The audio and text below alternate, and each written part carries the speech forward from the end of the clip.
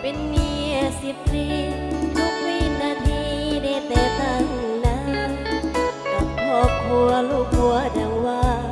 บ่เคยคิดหาหนทางหลีกหนีเงินเดือนบ่หลายก็ภูมิใจนำให้เสมอบ่ได้คิดจะฝันเพ้อแนวคิดปนเปื้อบ่มีทุกมื้อทุกวันบ่คิดบ่ฝันถึงหุ่นถึงพี่ฝากหัวใจกับอ้ายอีหลี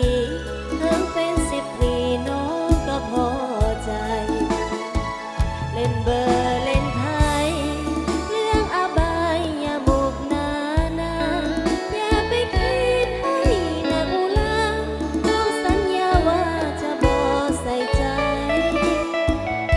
จะทำความดีเพื่อเกียรติศักดิ์ศรี10 ปีของอ้ายอย่าไปคิดให้มันหนักใจยกเล่นสบายใจเด้อเป็นเมีย10 ปีตัวน้องนี้มันใจทุนเทียมบ่ได้คิดแต่เอ็นเอียงบ่ได้ใบเบี่ยงจากอ้ายไปเด้อยามอ้ายไปการตัวน้องอยู่บ้านประจำเสมออย่าได้คิดละแวงน้องเด้อเห็นใจเสมอเด้อพอ10 ปี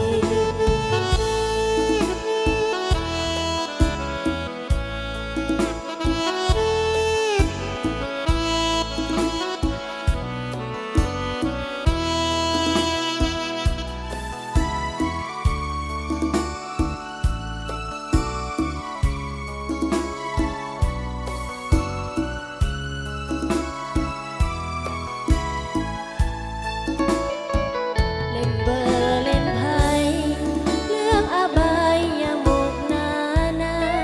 อย่าไปคิดให้หนักอุลา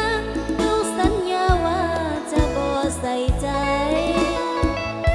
จะทำความดีเพื่อเกียรติศักดิ์ศรี10 ปีของอ้าย